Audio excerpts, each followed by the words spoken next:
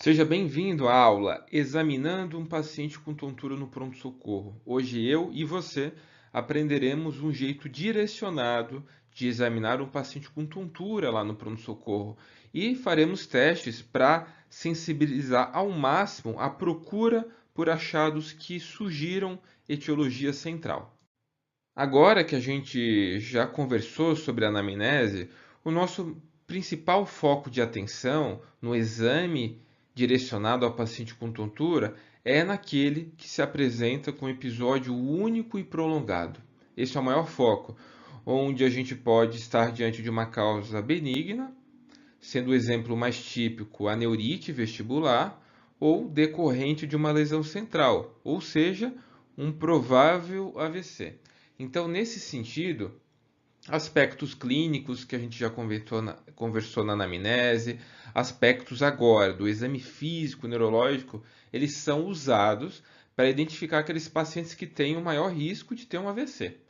E o diagnóstico de neurite vestibular, ele passa então agora a ser um diagnóstico de exclusão, no qual foram excluídos aqueles fatores que sugiram qualquer possibilidade de uma etiologia central. E os parâmetros aqui que mais fáceis que utilizaremos é a aplicação do que a gente vai aprender, que é o RINCS e o score ABCD2. E eu questiono, quem teria mais sensibilidade para detectar alterações centrais? Uma tomografia ou uma moderna ressonância magnética ou um modesto martelo neurológico representando a realização do exame neurológico? E a resposta está aqui. Então, pessoal, em 2009, um neurologista estadunidense, que é o George Catar, junto com outros colaboradores, eles avaliaram a acurácia de você aplicar uma bateria de testes beira-leito, que é a bateria Hintes, para avaliar a sensibilidade de achar um achado de um paciente com quadro de etiologia central no contexto de quadro vertiginoso agudo. E esse teste teve uma sensibilidade de 100% praticamente, uma sensibilidade muito alta e uma especificidade de 96% para quadros de AVC. A bateria Hintes, ela foi então mais sensível do que uma ressonância, principalmente nas primeiras 24 horas, para a detecção de um AVC. E olha que interessante, mesmo aqueles pacientes com um tempo maior de sintomas, então até 48 horas de sintomas, a ressonância ela teve falsos negativos em 12%. Então, quer dizer, de 100 pacientes com AVC no contexto de vertigem aguda, desses 100, 12% tiveram a ressonância normal, 12 pessoas tiveram a ressonância normal e possivelmente foram liberadas para casa. Então, olha que interessante, um teste beira-leito, sem nenhum tipo de aparato tecnológico, foi mais eficaz do que a ressonância para a detecção de lesões centrais. Bom, mas qual seria o aspecto assim mais desafiador do RINTES, que a gente vai entender depois? O aspecto mais desafiador é que essa bateria foi avaliada em pacientes que estavam sintomáticos na hora que chegaram no pronto-socorro, principalmente aqueles que tinham um episódio mais prolongado. Isso quer dizer que o RINTES foi avaliado em pacientes que tinham nistagmo, estavam sintomáticos, quadro vertiginoso, e não foi avaliado naqueles pacientes que chegavam no pronto-socorro descrevendo que, poxa, eu tive uma tontura, mas já passou, foi um episódio muito curto. Então a bateria RINTES, ela não se encaixa no paciente assintomático, no paciente que não tem nistagmo. Combinado? E para tal, utilizaremos o RINT, a bateria RINTES, para os episódios único prolongado. RINTES é um acrônimo para Head Impulse, Nystagmus e Test of Skill. Então essa bateria envolve 3 testes que a gente deve fazer no paciente com vertigem com episódio único prolongado. Eu já deixei em amarelo os achados que denotam alteração central. Então basta um achado desses aqui, que será sugestivo de etiologia central, e o nosso workup, a nossa avaliação, terá que ser feita nesse sentido. Então, o Head Impulse, que é a avaliação do reflexo vestíbulo-ocular, os pacientes com lesão central têm o reflexo normal, que é o vestíbulo-ocular reflex, ou reflexo vestíbulo-ocular. paciente, a gente vai avaliar o nistagmo, avaliação da direção do nistagmo. O paciente com lesão central, o nistagmo muda de direção. Então, a sua fase rápida tem mudança de direção. E o test of skill, avaliação do possível desvio skill, do possível desalinhamento vertical dos olhos. Os pacientes com lesão central possuem presença de desvio skill. Então, novamente, o HINTS é utilizado para quem está num episódio único prolongado e basta um desses aqui estarem alterados e isso vai sugerir uma etiologia central. Uma outra maneira de você se lembrar quando aplica o HINTS, de saber quais são os achados que vão sugerir etiologia central, é você se lembrar de um acrônimo, que é o INFARCT. Através aqui das iniciais em vermelho, a gente consegue ter essa informação, que basicamente, do inglês, dicas para o infarto. Então, quais são elas? Então, o paciente com quadro central ele vai ter o reflexo vestíbulo ocular normal, assim como ele pode ter um nistagmo com a fase rápida que muda de direção, e quando a gente realiza o cover test, vai notar a refixação, que é a presença do desvio skill. E o primeiro item da bateria HINTS que vamos detalhar aqui é o nistagmo.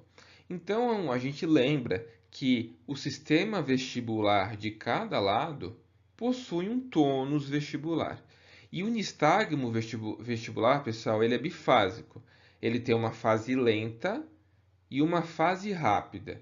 E a fase rápida, ela bate para o lado de maior tônus. Então, nas lesões vestibulares agudas, o lado comprometido tem um tônus diminuído.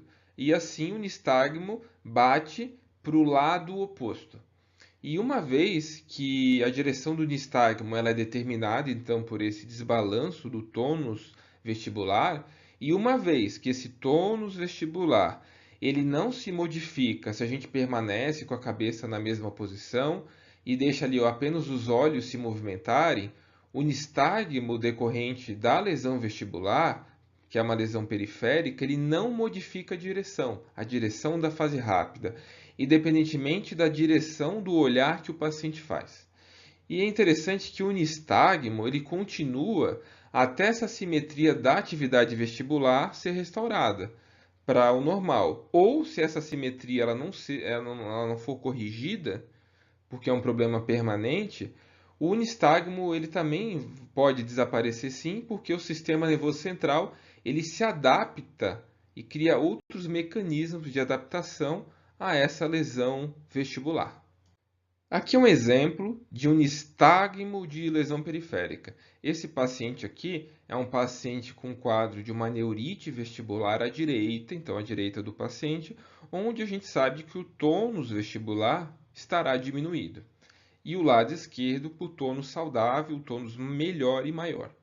Então, o que a gente acabou de conversar aqui? Que o nistagmo vai bater a fase rápida para o lado de maior tônus. Então, o lado de maior tônus é o lado à esquerda do paciente, então é isso que a gente espera. Um nistagmo que bate para a esquerda. E os nistagmos de etiologia periférica, sobretudo, eles são horizontais ou às vezes com algum componente torsional associado, nunca puramente torsional. E eles não mudam a fase rápida. Então vamos lá. Prestem atenção ao nistagmo do paciente. Apresenta a fase rápida batendo para a esquerda. Então, fase rápida do nistagmo batendo para a esquerda do paciente. E eu falo mais. Esse paciente ele pode apresentar piora do nistagmo quando ele olha para a fase rápida. Então, se ele olhar para a esquerda. E ele pode apresentar redução até quase melhora do nistagmo quando ele olha para o outro lado, para o lado direito. Essa questão de olhar para o lado da fase rápida e piorar, e olhar para o lado oposto à fase rápida e melhorar ou praticamente sumir o nistagma, é o que a gente chama de lei de Alexander. Então, a lei de Alexander é uma lei que normalmente ela é compatível nos nistagmos associados às lesões periféricas. Ela tem exceções, mas de forma geral é assim que ela se comporta. Então a gente pode dizer que o nistagmo periférico ele costuma obedecer à lei de Alexander. Por outro lado, lesões centrais vão comprometer também vias envolvidas no controle supranuclear da motricidade ocular extrínseca, que são vias envolvidas no segmento e na fixação do olhar. Portanto, os pacientes com lesões centrais, eles podem apresentar também aquele nistagmo horizonto-torsional, horizonto-rotatório, só que ele inverte de direção conforme a direção do olhar. Ou seja, o nistagmo, a fase rápida, bate para a direita quando o paciente olha para a direita, o nistagmo bate para a esquerda quando o paciente olha para a esquerda. Então, a gente tem o nistagmo com característica central tendo essa mudança da fase rápida conforme o paciente muda a direção do olhar. O nistagmo central ele pode ter qualquer trajetória multidirecional. Pode ser horizontal, torsional, vertical, uma combinação dessas direções. Agora, o nistagmo periférico ele pode ser puramente horizontal, normalmente ele é horizonto-torsional, e jamais ele pode ser puramente torsional ou vertical. E vamos falar um pouco sobre fixação do olhar, fixação visual. Como é que ela pode nos ajudar? Então, deixar o paciente fixar a visão, isso costuma suprimir, melhorar o nistagmo que ocorre por uma lesão periférica. Mas normalmente, você permitir que o paciente fixe a visão não vai fazer melhorar o nistagmo de origem central na maioria das vezes. E existe um jeito de você testar isso. Na verdade, você vai fazer o contrário. Você tira a fixação para ver se piora. Então, um jeito de você tirar a fixação é através do óculos de Fresnel, mas você não vai ter no pronto-socorro, que é aquele óculos que costuma ter em laboratórios otoneurológicos, em grandes centros, que são óculos com 20 dioptrias, então óculos como se fosse fundo de garrafa, onde o paciente usa, ele tira a fixação, e se o paciente tem um quadro periférico e você está tirando a fixação, aquilo piora. Então, esse nistagmo que piora com a retirada da fixação é um nistagmo periférico. Outras maneiras de você avaliar isso é através da lanterna. Então, você coloca a luz direto no olho do paciente, e isso também vai tirar a fixação dele e você vai ver o nistagmo piorar nas lesões periféricas. E um outro jeito também muito fácil é a utilização de uma folha A4. Você pede para o paciente olhar 30 graus com a cabeça parada na direção do papel, através do papel, mas como se o papel não estivesse lá. É assim que você vai dar o comando. Isso é um jeito de tirar a fixação. E se o paciente piorar do nistagmo, às vezes era um nistagmo que não estava aparecendo e agora ele começa a aparecer quando você tirou a fixação. Então, um nistagmo de uma etiologia periférica.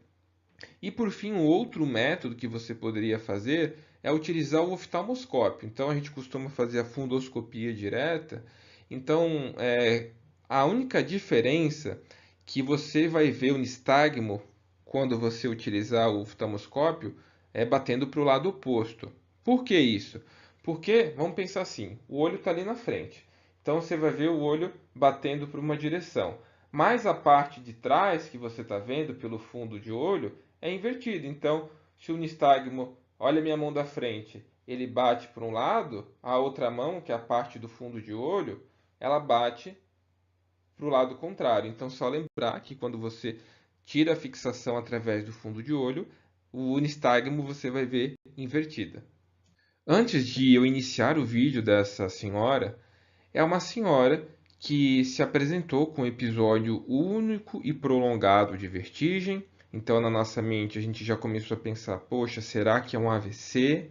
Será que é uma neurite vestibular? E começamos então a aplicar o RINTES. E essa paciente, ela tinha um nistagmo espontâneo. Então, na chegada, você já conseguia ver o nistagmo na posição primária do olhar. Era um nistagmo, vocês vão perceber que é horizontal, bate para a esquerda da paciente. E até ali, a avaliação estava indo mais para um nistagmo periférico, uma neurite vestibular. Porém, quando a gente pede para ela olhar para outra direção, para a direita, onde na lesão periférica o nistagmo deve melhorar, ou diminuir a intensidade, ou até desaparecer, mas nunca mudar de direção, e a gente percebe que nessa paciente ela muda de direção da fase rápida quando olha para a sua direita.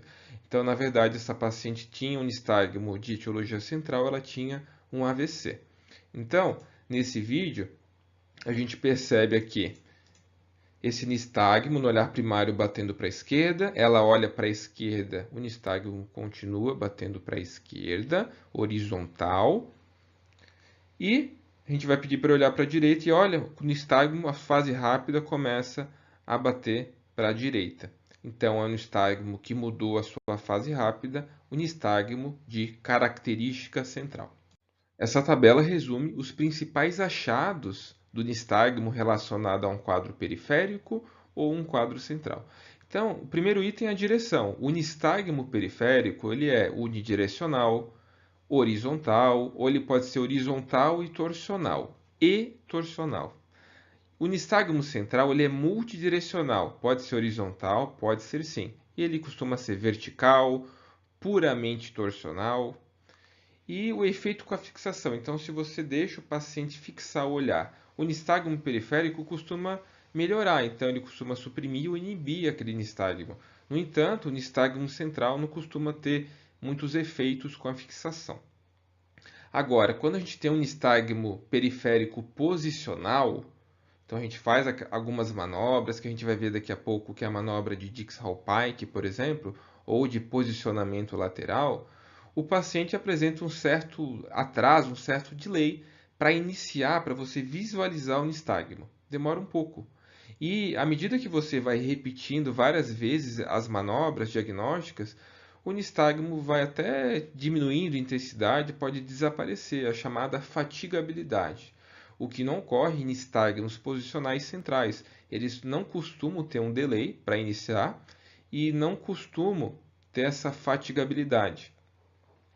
E nistagmos, pode ter mudança da fase rápida, a gente já conversou que os nistagmos periféricos não mudam a fase rápida, enquanto aqueles de etiologia central podem mudar sim a fase rápida.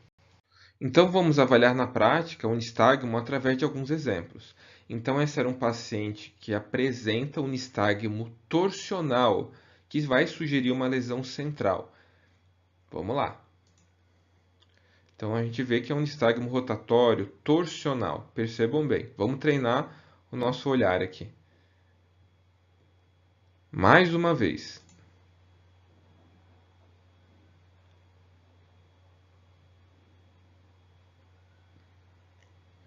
Esse paciente tinha como etiologia desse nistagmo torsional um infarto, um AVC da região bulbar.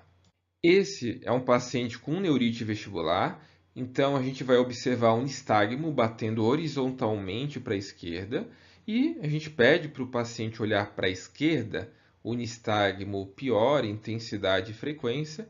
Tem também, se vocês perceberem, um componente leve rotatório com os polos superiores dos olhos girando em direção à esquerda. Agora, quando ele olha para a direita, a frequência e intensidade do nistagmo diminui, mas a direção da fase rápida ela continua batendo para a esquerda. Portanto, é um nistagmo unidirecional e isso é um indicativo de padrão periférico de nistagmo. Vamos ao vídeo. Então, nistagmo batendo para a esquerda, horizontal. Ele olha para a esquerda, o nistagmo aumenta em intensidade. Ele olha para a direita, agora o nistagmo continua batendo para a esquerda. E até melhora. Mais uma vez. Nistagmo horizontal, batendo para a esquerda. O paciente olha para a esquerda, piora a intensidade do nistagmo. Daqui a pouco o paciente vai olhar para a direita, o nistagmo até diminui a intensidade, mas continua batendo para a esquerda. Então a gente lembra que o nistagmo tem a sua fase rápida batendo para o local de maior tônus vestibular, que é o lado esquerdo. Então, o paciente ele apresenta uma neurite vestibular, nesse caso, à direita. Essa é uma paciente com uma lesão central na região da ponte e em parte do bulbo, e ela apresentava um nistagmo vertical, um nistagmo batendo para cima, um nistagmo upbeat. Então, esse padrão de nistagmo faz e deve a gente pensar um nistagmo de etiologia central, como o caso dessa paciente do vídeo. Então, bastante atenção na avaliação de nistagmos verticais que vão sugerir etiologia central. Vamos para um próximo item avaliado na bateria Hints, que é a pesquisa do desvio isquio, do desalinhamento vertical. Então, pessoal, numa situação normal, quando a gente inclina a cabeça aqui no plano frontal para um dos lados, isso induz um desbalanço fisiológico no que a gente chama de via graviceptiva, direita e esquerda. Então, esse sistema graviceptivo, ele garante que quando a gente incline, por exemplo, a cabeça para a direita, o olho direito ele se eleve no plano vertical, enquanto que o esquerdo no plano vertical ele se abaixe, ao mesmo tempo que a gente faz a rotação dos olhos no sentido oposto ao movimento que eu fiz da cabeça, fazendo com que as órbitas elas permaneçam alinhadas no mesmo plano. Isso vai garantir que a imagem lá na retina ela permaneça no mesmo foco nas duas retinas. Então, nas lesões centrais, ocorre um desbalanço do tônus vestibular ou da via graviceptiva, e isso leva ao desalinhamento vertical das órbitas. Por que isso ocorre? Isso ocorre em razão de conexões, problemas das conexões dos núcleos vestibulares com o centro para o olhar vertical lá no mesencéfalo, através do famoso fascículo longitudinal medial.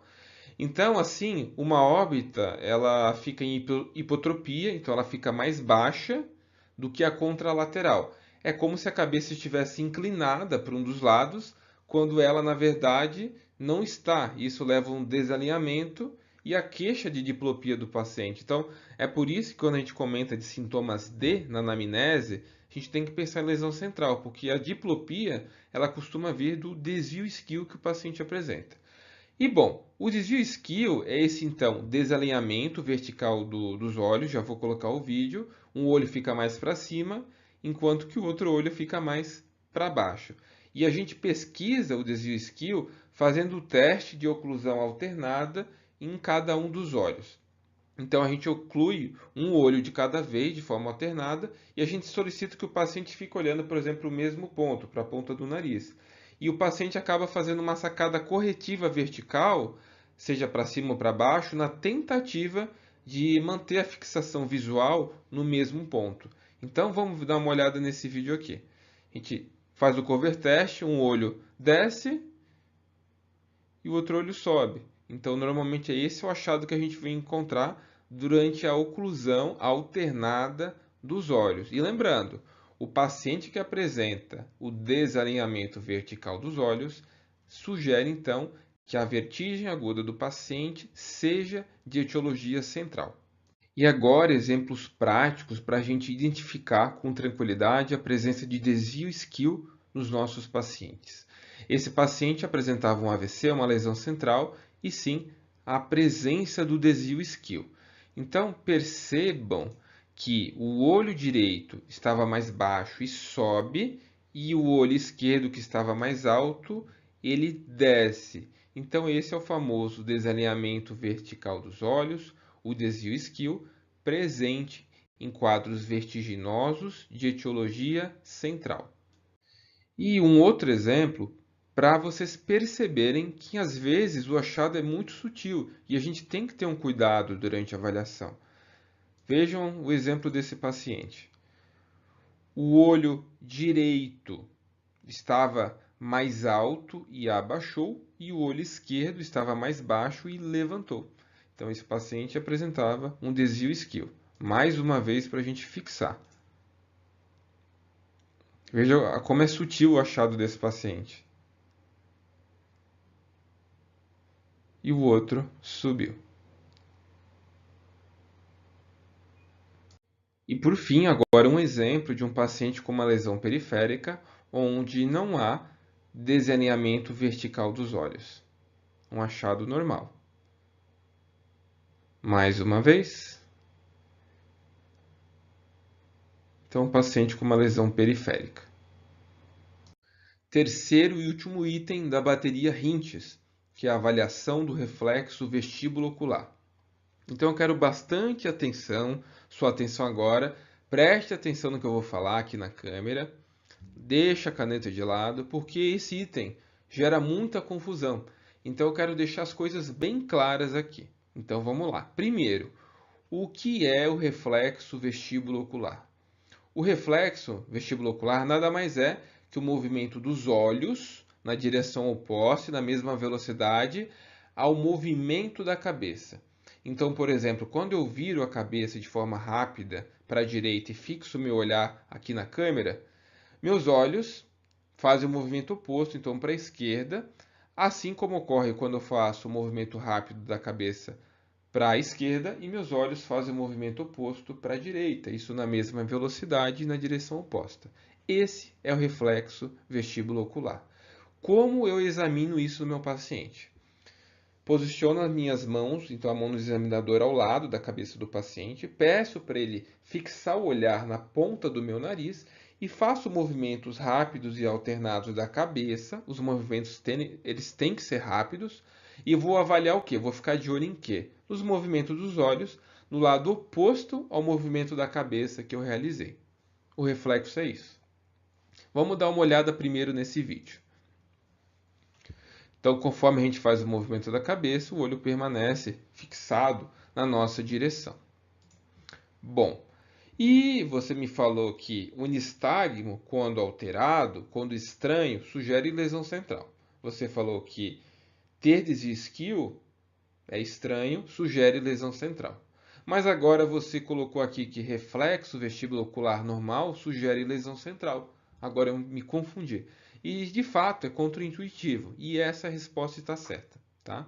Então, o reflexo vestíbulo-ocular ele depende da aferência do oitavo nervo.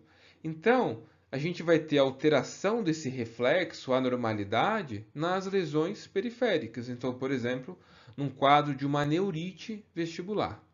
Aí você se pergunta, poxa, eu estou aqui vendo a sua aula, eu dei uma testada no meu reflexo e ele está normal. Eu estou tendo um AVC? Não. Então, esse reflexo, assim como a bateria Hintes, deve ser avaliado no paciente sintomático, principalmente naquele paciente com quadro vertiginoso que apresenta-se como um episódio único e prolongado, que esse é o perfil de paciente que foi estudado na bateria Hintes. Então, essa é a confusão que ocorre aqui.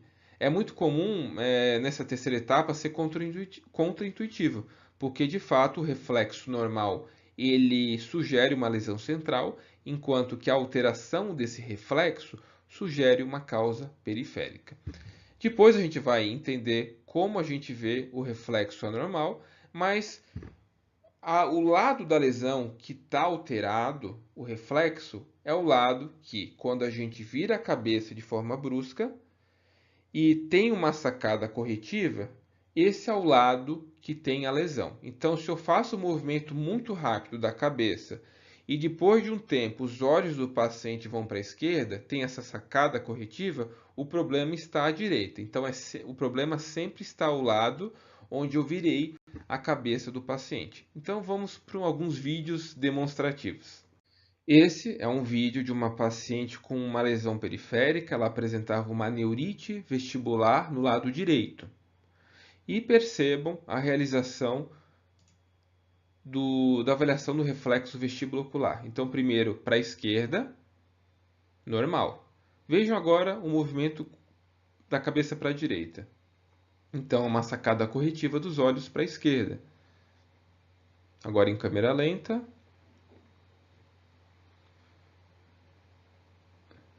Pegaram? Mais uma vez.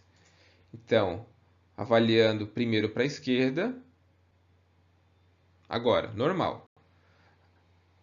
Próximo movimento vai ser para a direita e aqui, ó, essa sacada corretiva dos olhos para a esquerda. Esse é um reflexo alterado, sugerindo então uma lesão periférica. E aqui mais um exemplo prático de uma paciente com uma lesão periférica à direita, também à direita, e percebam o que ocorre com a movimentação dos olhos durante o head impulse para o lado direito.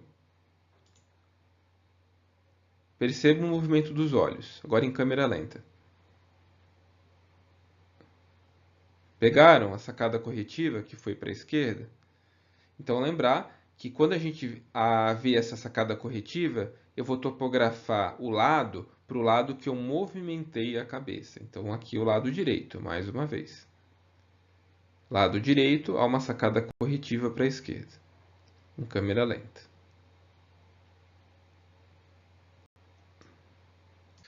Agora sim, uma paciente com quadro vertiginoso agudo, um episódio único e prolongado, e durante a avaliação do reflexo vestíbulo-ocular estavam normais, o que nos sugere um quadro central. Então percebam que o head impulse, a presença do reflexo vestíbulo-ocular está normal nessa paciente. Vamos para um próximo exemplo. Nessa paciente a mesma coisa. O reflexo estava normal, o que vai sugerir a presença de um quadro central.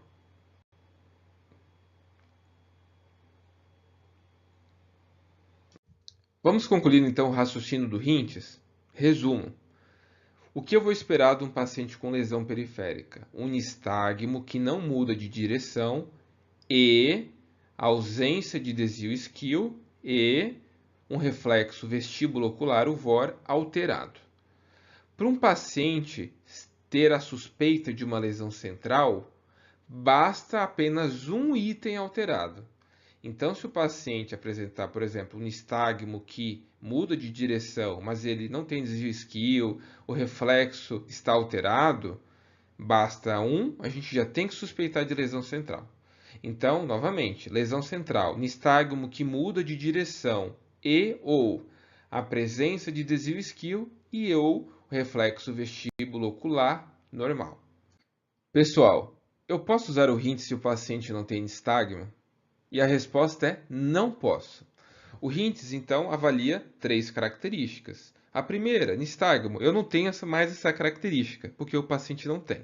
O que sobra? Sobra a avaliação do reflexo vestíbulo ocular pelo Head Impulse Test e sobra você pesquisar desvio isquio. E o que sabemos?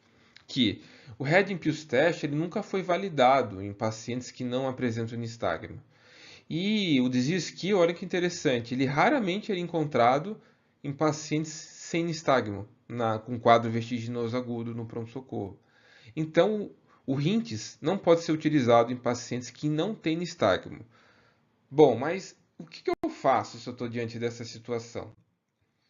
Então, o que você vai fazer? A primeira coisa é, vai procurar ativamente, de forma adequada, se não há, na verdade, um nistagmo que você não viu direito.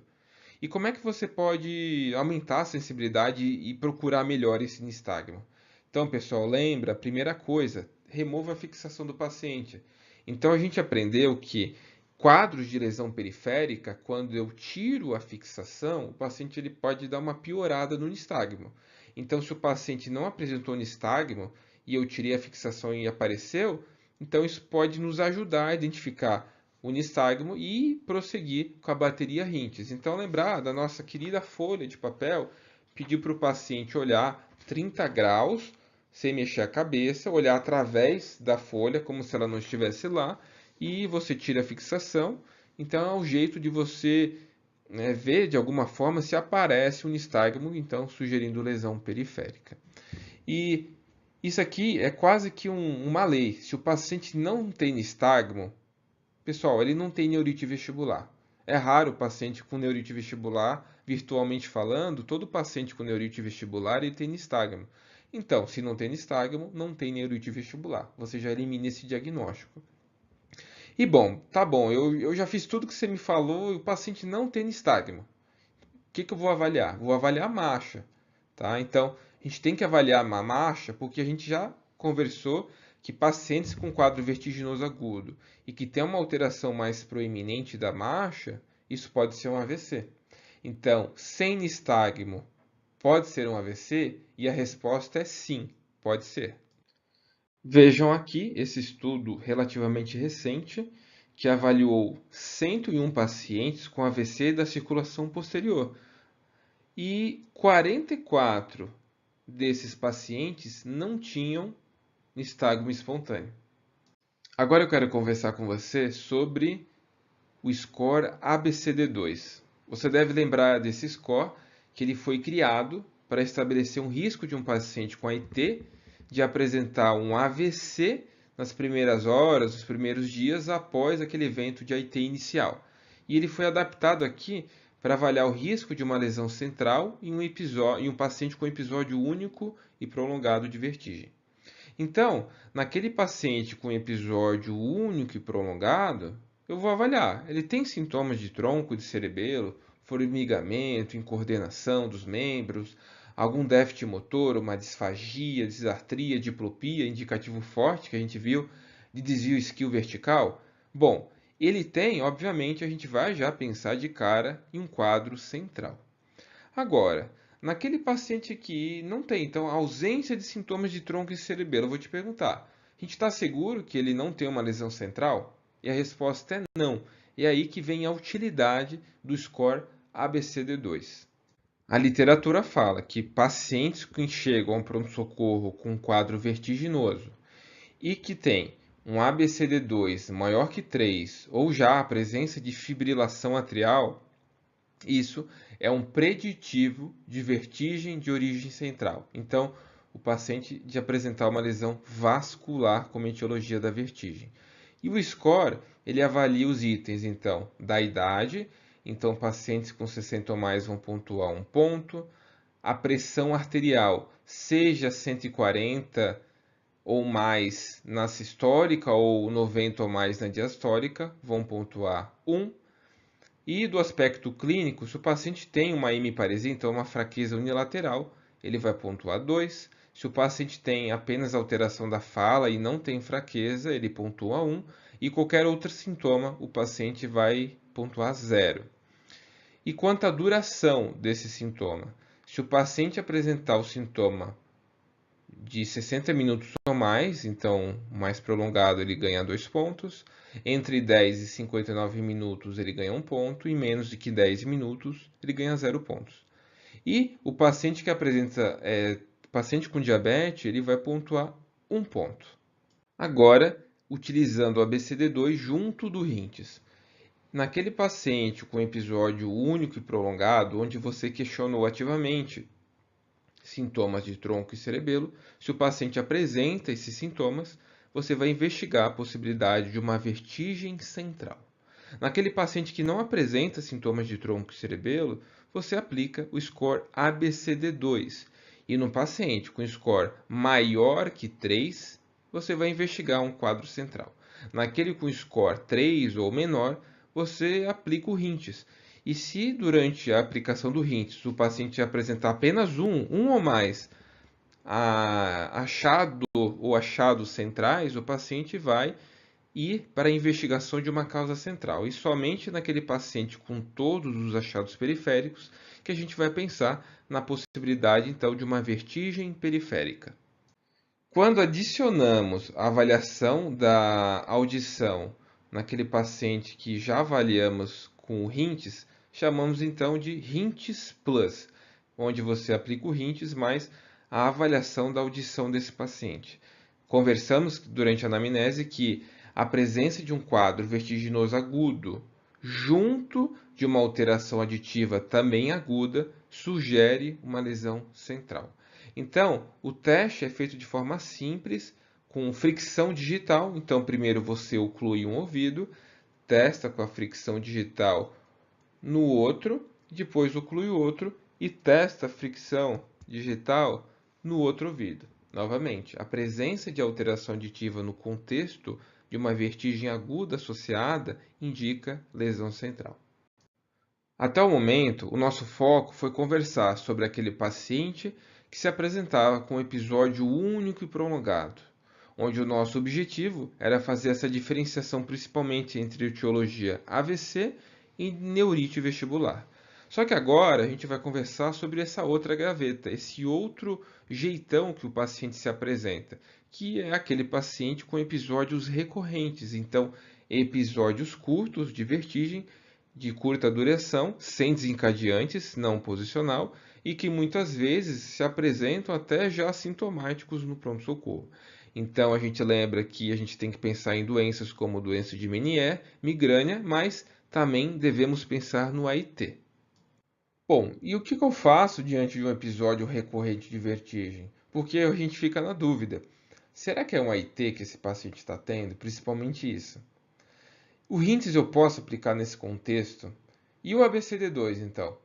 E essa dúvida é uma dúvida que recentemente um estudo nos ajudou, que foi o seguinte: pacientes, mais ou menos 63 pacientes que chegaram ao pronto-socorro descrevendo que acabaram de ter um episódio vertiginoso, mas que no momento da avaliação já se encontravam assintomáticos, mais ou menos 30% desses pacientes que já estavam assintomáticos foram submetidos, todos foram submetidos à ressonância, mas 30% teve alteração na ressonância. Então eles pegaram o grupo que teve alteração na ressonância versus o grupo que não teve alteração na ressonância e tentar observar o que tinha essa predileção da possibilidade de ser um evento central. Então, aqueles pacientes que tinham apresentado sintomas neurológicos que já melhoraram, então, junto da vertigem, poxa, ele teve uma fraqueza de um braço e melhorou, grande chance de ser um quadro central. Um paciente que teve um quadro de dor cervical, e muitas vezes até já passou, isso sugere principalmente dissecção da artéria vertebral, então uma etiologia central. Um paciente que teve o sintoma de vertigem durou entre 1 e 60 minutos. Também sugeriu um quadro central, assim como aqueles pacientes que depois tiveram a realização de estudo de vasos e apresentavam estenose ou hipoplasia da artéria vertebral. E você vai me questionar, poxa, mas o RINTES eu posso aplicar? No momento da avaliação, o paciente está assintomático, ele não tem alteração no exame neurológico. Então, o RINTES não se aplica, não pode ser aplicado nesse contexto. E é interessante que o ABCD2 foi usado tanto no grupo que tinha alteração na imagem, como no grupo que não havia encontrado alteração na imagem. O ABCD2 não teve diferença significativa entre um grupo e outro. Então, o que a gente vai usar de dado naquele paciente que chega no nosso plantão com o primeiro episódio ou até recorrente de vertigem de curta duração, coisa rápida, e mesmo que ele está sintomático, olha que interessante, aquela pessoa que chega assintomática e falou que teve tontura. Quantas vezes você já deve ter, a gente pode ter liberado um paciente assim? Então, esse paciente que relata um quadro de tontura de curta duração e chega no pronto-socorro e ele já está até assintomático e que ele apresenta qualquer um desses dados aqui, a gente tem que prosseguir com uma investigação, com uma neuroimagem, com uma ressonância, internar o paciente para investigar uma causa central. E dois pontos para a gente concluir os episódios recorrentes de vertigem são pontos da história. Então, na doença de Meniere, você pode encontrar na história um quadro de hipoacusia, zumbido, plenitude auricular, e no paciente com migrânia vestibular, a cefaleia típica, enxaquecosa, com fotofobia, fonofobia e alguns pacientes apresentando aura. Falamos sobre o episódio único e prolongado, sobre os episódios curtos, recorrentes, e se for um quadro de vertigem posicional que o paciente apresenta. Quando ele está parado, ele melhora, e quando de fato ele faz algum movimento da cabeça, ele desencadeia a vertigem. Então, esse paciente ele vai ser submetido a algumas manobras, como a manobra de Dix-Hallpike, que é de posicionamento lateral, e se ele apresentar um nistagmo típico da VPPB, aqui no caso do canal posterior, a gente vai prosseguir então com as manobras de tratamento, de reposicionamento, como a manobra de Epley e Semon, e o paciente ganha alta depois disso, apresentando melhora. Agora, o paciente que depois das manobras diagnósticas não apresenta nistagmo compatível com o da VPPB, ele pode ser um paciente com quadro de vertigem posicional central, então ele deve ser internado e investigado como tal. A vertigem posicional paroxística benigna, a VPPB, é a causa de longe mais comum de vertigem posicional. E o paciente com VPPB, a gente tem que procurar de forma rigorosa se ele apresenta as características típicas de um nistagmo da VPPB. Se ele não apresentar essa característica típica, a gente tem que investigar a possibilidade de um mecanismo central, então internar e solicitar a imagem para esse paciente. O exame neurológico, pessoal, de um paciente com VPPB ele é normal, exceto quando a gente faz a pesquisa desse nistagmo típico através de algumas manobras diagnósticas, como a manobra de Dix-Hallpike ou a manobra de posicionamento lateral, ambas para investigação de VPPB de canal posterior, que é o canal mais comumente afetado. Então, quais são as características do nistagmo típico da VPPB de canal posterior? Tem uma curta duração, então entre 30 e 40 segundos. Tem um período de latência, então demora um pouco para o nistagmo começar a aparecer depois que você faz a manobra. Tem um aspecto crescendo e decrescendo. Então, à medida que o tempo vai passando, depois que você vê o nistagmo, ele vai diminuindo em intensidade. Assim como à medida que você vai repetindo essa manobra, ele também vai cada vez ficando em menor intensidade. O nistagmo da VPPB, então, por exemplo, se você testou o lado direito, o nistagmo você tem que ver um componente rotatório batendo para a orelha de baixo e um componente vertical para cima. Esse jeito aqui é o jeito típico do nistagmo da VPPB de canal posterior. Se você não encontrar isso, você tem que investigar uma causa central. Poxa, Gabriel, mas pode ser uma VPPB de um canal diferente, o canal lateral anterior? Pode. Pode ser uma VPPB mais rara? Pode. Mas, do ponto de vista de ORCAP, de algoritmo, você tem que investigar a possibilidade de uma vertigem posicional central. Então, novamente, pessoal, na vertigem posicional central, o paciente ele não costuma ter um período de latência, ou tem praticamente nada de latência para o nistagmo começar a aparecer. O nistagmo tem direção variável, e é interessante que a maioria dos nistagmos de vertigem posicional, eles costumam ser horizontais ou verticais para baixo. Como é que é feita a manobra de Dix-Hallpike? Para a vertigem posicional paroxística benigna, que afeta então o canal semicircular posterior, essa manobra. Aqui, esse vídeo vai mostrar a avaliação do canal posterior à direita. Então, antes de eu dar play no vídeo, você tem que avisar o paciente que vai realizar uma manobra e que grande chance do paciente sentir vertigem durante a realização dessa manobra.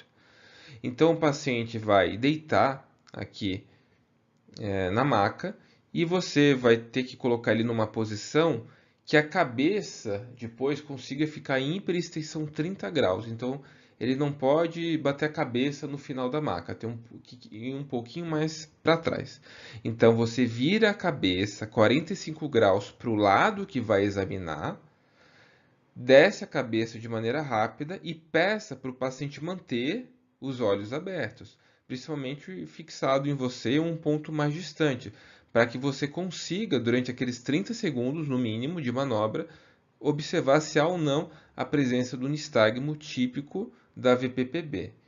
Se você encontrar esse nistagmo típico, você tem que avaliar sim o outro lado, porque em torno de 5 a 10% das vezes os pacientes podem ter a VPPB bilateral.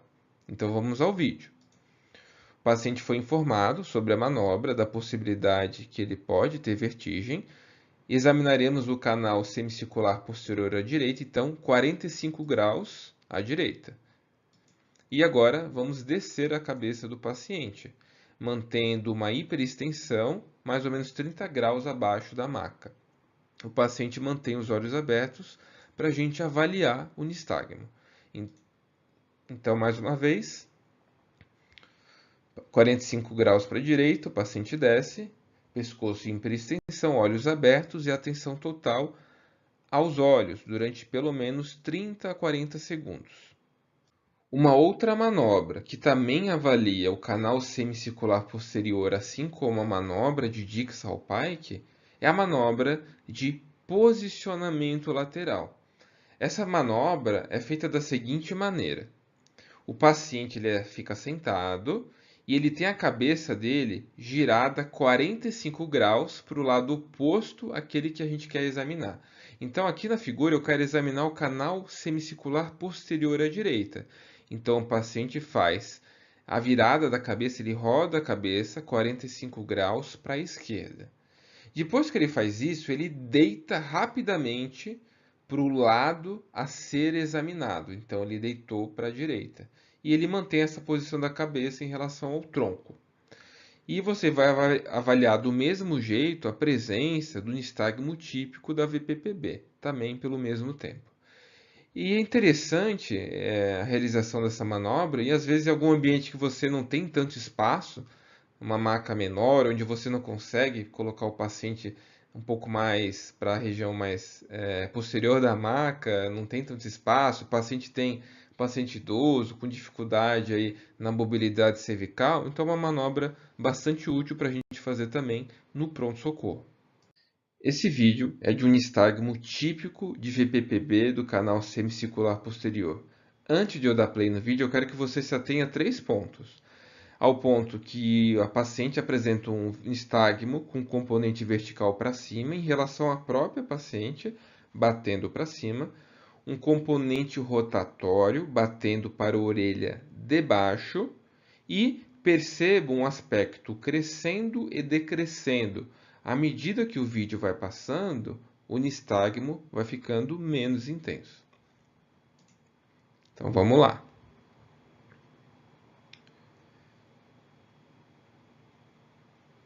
Um componente vertical batendo para cima, bem claro. Um componente torsional batendo para a orelha de baixo. A gente vai ver em câmera lenta.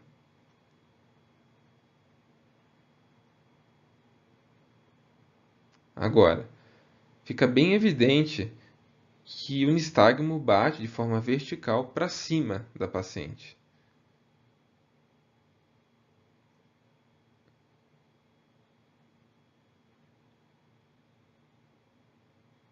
E agora, o componente rotatório batendo para a orelha de baixo. E o nistagmo cada vez menos intenso. Então, esse é um nistagmo típico da VPPB do canal semicircular posterior. Qual é a mensagem que a gente tem que levar para casa? Que abordar, entender tontura na emergência é uma prioridade para quem faz plantão. Faça o rastreio por sintomas e sinais neurológicos naquele paciente com tontura. Rintes apenas para quem tem nistagmo. E atenção àqueles pacientes com tontura e dificuldade de caminhar e que não apresentam nistagmo. Esses pacientes têm uma provável etiologia central. Então, espero que vocês tenham gostado dessa aula sobre como examinar um paciente com tontura na emergência e a gente se vê em breve.